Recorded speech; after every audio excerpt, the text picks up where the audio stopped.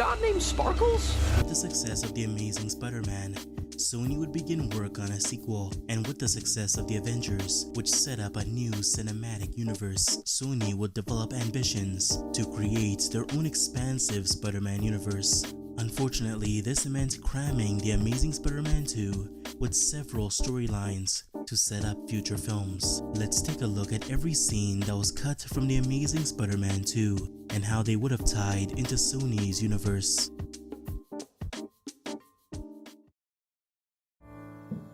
In The Amazing Spider-Man 2, the Sinister Six is heavily teased in both the credits and the actual film, where we see many of the gear worn by the villains. Now, not much is known about The Amazing Spider-Man 3, but we do know that the Venom symbiote may have been featured. Venom's presence in this universe was pretty much set in stone, as not only was there a spin-off in the works, but there's concept art of the Venom symbiote.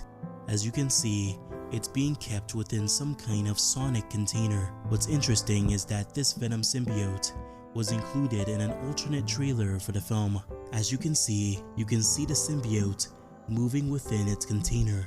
This may imply that Venom is a bioweapon developed by Oscorp to be used for military purposes.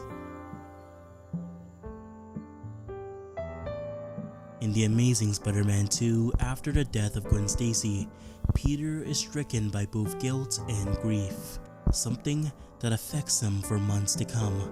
However, this scene could have been much darker. In a deleted scene for the film, Peter is initially struck by grief, but this grief quickly is replaced by anger. After Gwen's death, Harry begins to laugh, seeing this as a form of twisted revenge or karma against Peter. Peter, seeing this, enters a fit of rage and begins to brutally beat up Harry. Peter's rage becomes so immense that he could have potentially killed Harry in this scene. However, he refuses to do so at the last second, believing that it's not something a hero should do. One of the best elements of the Amazing Spider-Man series is the relationship between Gwen and Peter Parker. Not only was it compelling, but it served as a huge narrative element of the films, directly tying to Peter's development as a character and his motivations surrounding being Spider-Man. However, as we all know, Gwen Stacy is a character that couldn't stay around forever and would eventually meet her demise at the hands of the Green Goblin. Due to this, it became apparent that Mark Webb and his team would have to introduce a new love interest in the form of Mary Jane Watson. During the filming of The Amazing Spider-Man 2, actress Shailene Woodley would be cast as Mary Jane Watson. Now, we don't know much about this iteration of the character, but we can infer certain traits due to the set photos. According to artist Gregory Hill, in the script, Mary Jane and her father recently moved in next door to Peter. Peter and Gwen have very brief interactions with her. However, we aren't aware of what their conversations entail. In the film, Peter would notice that MJ's father was an alcoholic and tends to treat MJ badly. This would lead to a scene where Spider-Man confronts the father within the garage, hanging him upside down, and chastises him for his treatment of his daughter. Now, this concept art of this sequence was drawn by Gregory Hill. However, this scene was actually shot as well, as there's a set photo showing Spider-Man within this garage. This really shows the extent of Mary Jane's role in the film and gives us an idea of just how much extra content was cut from the film. There was another scene featuring MJ working in a cafe near the climax of the film.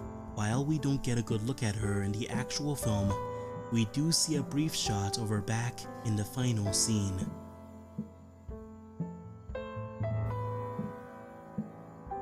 The Amazing Spider-Man 2 has some of the greatest swinging sequences in any Spider-Man film, and sometimes I wish we got to see more of it. According to this deleted scene for the film, when Gwen first leaves the university, Peter swings to catch up with her, leading to the confession scene. It makes sense why this particular swing sequence was not in the film, as in terms of pacing, this scene isn't really needed, and overall makes the later scene more surprising and impactful. In The Amazing Spider-Man 2, there's many montages where we see what Spider-Man does in his daily life. One of these scenes that was ultimately cut from the film featured a mugger dressed up like Spider-Man, mugging a random citizen.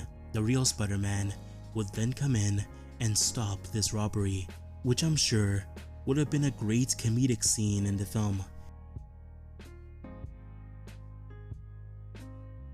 Jamie Foxx's Max Dillon is actually a pretty compelling character in the film, a lonely man who feels that nobody pays attention to him, and he's taken advantage of by everyone in his life, including his mother in this deleted scene. Not only does she not remember his birthday, but she treats his presence like it's a hindrance, and there's a clear strain in their relationship. Do you have anything special that you want to say to me on my special day? The same thing I tell you every day. You're a dummy. Max wants to talk back and gain control of his life, but due to his low self-esteem, he's unable to rebel against those he believes treats him badly. You're no Spider-Man! He's a Leo! You're a Sagittarius! You will Spectrum again! I'm gonna rip your well-groomed head off! One of the major plot elements of the Amazing Spider-Man films is Peter's relationship with his parents, specifically his father, whose absence led to his problems regarding his identity and his antisocial personality.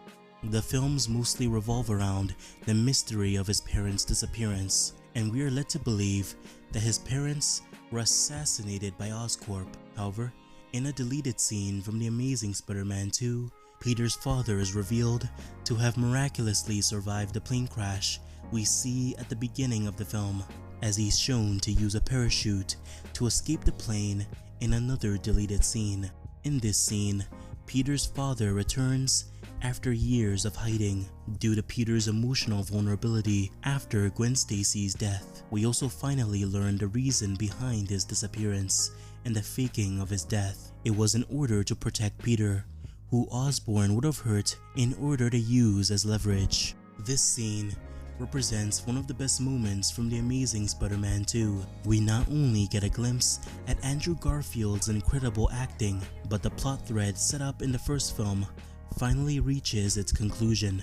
Peter, who was mostly motivated to be Spider-Man due to Gwen Stacy, now found a new purpose in his heroics. He now chooses to use his power to stop people like Norman Osborn from engaging in destructive and selfish actions. This scene also acts as setup for The Amazing Spider-Man 3, implying that the story would now focus on Peter destroying Oscorp, exposing all their secrets while facing off against the Sinister Six.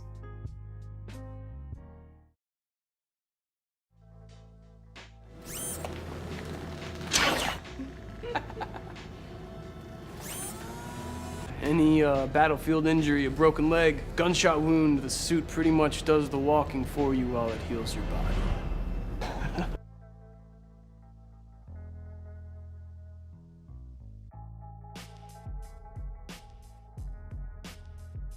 Gwendolyn! Flash. Hey, Flashua.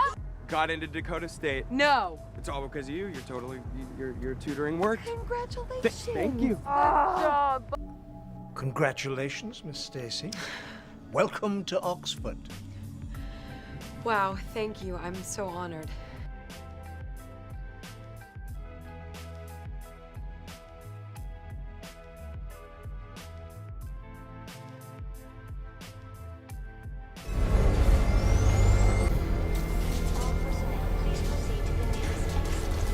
Harry?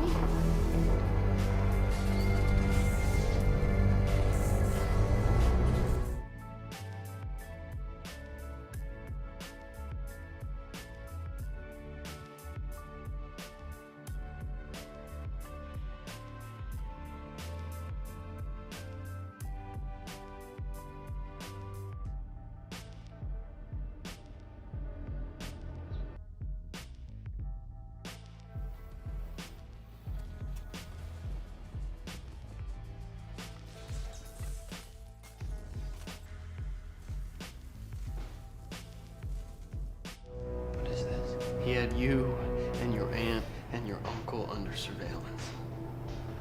It's crazy, right? I mean, he spent more time watching you than me.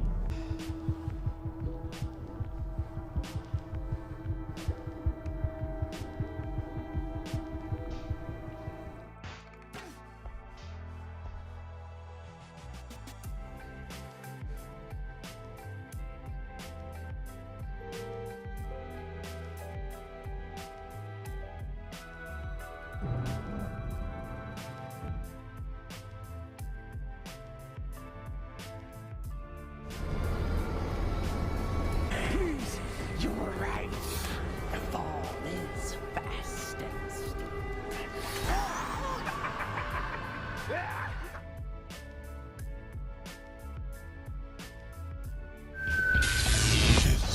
Itsy spider went up the water spout. Down came Electro and wiped the spider out. Not everyone has a happy end. Every day, I wake up knowing that the more people I try to save, the more enemies I will make. And it's just a matter of time before I face those with more power than I can overcome. What is all this? The future. We have the power now. We literally can change the world. This isn't just an enemy, it's an army. We have plans for you, Peter Parker. Hey there, attention mechanized hippopotamus.